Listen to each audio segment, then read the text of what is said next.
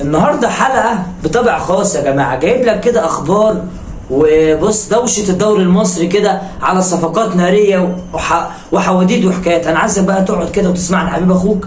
يلا بينا نبدأ الحلقة. السلام عليكم ورحمة الله وبركاته. برحب بكل متابعيني وحبايبي وأصدقائي في كل مكان. سهرة رياضية خاصة النهاردة، بصراحة حلقة من طبع خاص يا جماعة. هنبدأ طبعا بالمحكمة الرياضية رفضت طعن بيراميدز المقدم لتعليق اعلان بطل الدوري وتحمل بيراميدز مصاريف الطعن. ده طبعا عشان بيراميدز كان مقدم طعن اللي هو عايز يحجب بطل الدوري لحين ان هم يشوفوا موضوع 3 نقط. ودوشه بقى يا جماعه، انتوا عارفين دوشه الدوري المصري السنه دي بصراحه عنوان الدوري دوشه الدوري، دوري الدوشه. والله العظيم بصراحه كله دوشه وفي دوشه وخلاص. بشكل رسمي كده بكره هيتعلن بطل الدوري، سواء فوز الاهلي على فاركو او حتى حسب في امور الاهلي لو خسر او بيراميدز كسب. بكره ان شاء الله هيعلن بطل الدوري ان شاء الله المصري في نهايه الجوله. طبعا بكره اخر الجوله. في السياق تاني طبعا صفقات الاهلي، والناس عماله تسال. الاهلي خلاص بينهي صفقتين من العيار التقيل، بس المره دي في الحته الدفاعيه، بعد ما طبعا الاهلي عمل صفقات مدويه في الشق الهجومي زي ما سمعنا طبعا. ولسه الاهلي ما اعلنش سواء بن رمضان او زيزو او تريزيجيه او بن شرقي قبلهم. الاهلي طبعا بيشتغل بقوه على حته الدفاع. الاهلي خلاص انهى اتفاقه مع عمرو الجزار لاعب غزل المحله والناس طبعا مسمين عمرو الجزار ده خليفه وائل جمعه. طبعا بالمناسبه وائل جمعه طبعا صخره الدفاعيه والنجم الكبير، كان بيلعب في غزل المحله برضه. طبعا الناس مسمينه يا جماعه عمرو الجزار خليفه وائل جمعه. بالمناسبه وائل جمعه اصلا كان طالع برضه من غزل المحله ايام ما كان لسه طالع. فهو مدافع على فكره من افضل مدافعين الدوري المصري حاليا. مدافع عنده ثبات، لكن ممكن يكون عنده يعني سن التهور، لكن مدافع بصراحه مدافع كويس جدا، مدافع تقيل بلغه الكوره.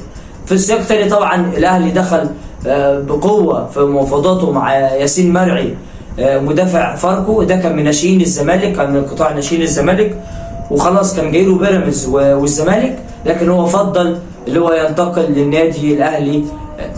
وكل واحد حر يا جماعه. دلوقتي الكوره ما فيهاش دلوقتي ان هو يروح في اي نادي. هو في عالم الاحتراف دلوقتي خلاص الراجل فضل اللي هو ينتقل للنادي الاهلي. اذا الاهلي خلاص قفل الحته دي بشكل كويس. دلوقتي بقى في اشرف داري والعش، وطبعا مع رحيل ربيعه واكرم توفيق، رامي ربيعه للعين الاماراتي واكرم توفيق للشمال القطري. خلاص الاهلي قفل الحته دي بشكل كويس في وجود ياسر ابراهيم، اشرف داري، مصطفى العش. فقفل الحته دي بشكل كويس، امنها طبعا عشان عنده بطوله كبيره زي بطوله كاس العالم للانديه. وطبعا دخل في صفقه مع محمد شكري باك شمال سيراميكا كليوباترا. اللاعب بيقدم مستوى خرافي، لكن الصفقه متوقفه على موافقه علي ماهر بيتشرط ان هو على اداره كليوباترا. انا عايز بديل زي ده. في مين بديله؟ في محمد حمدي وكريم حافظ في بيراميدز. طب هل بيراميدز هيسيب اللعيبه دي؟ مش ممكن ابدا. بيراميدز مش هيسيب اللعيبه دي بالسهل، لكن الاهلي شغال بقوه على محمد شكري. ومحمد شكري يا جماعه لعيب يعني خفيف، سنه صغير، فهيفيد الاهلي لسنوات في الحته دي. وبالمناسبه هو كان من ناشئين الاهلي اصلا.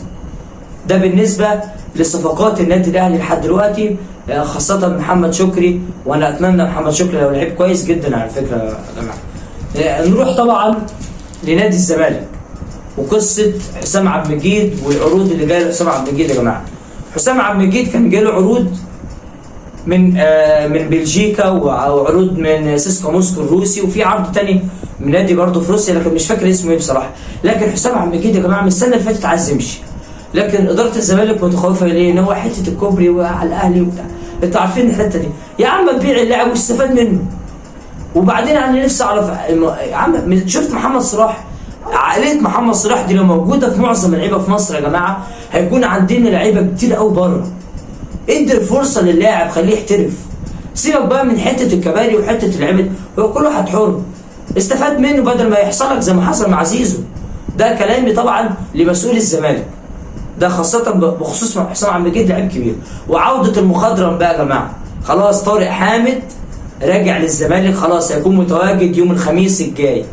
عودة طارق حامد مرة أخرى. وطارق حامد لو عنده 80 سنة أو عنده 60 سنة على المعاش هيلعب أحسن من دونجا.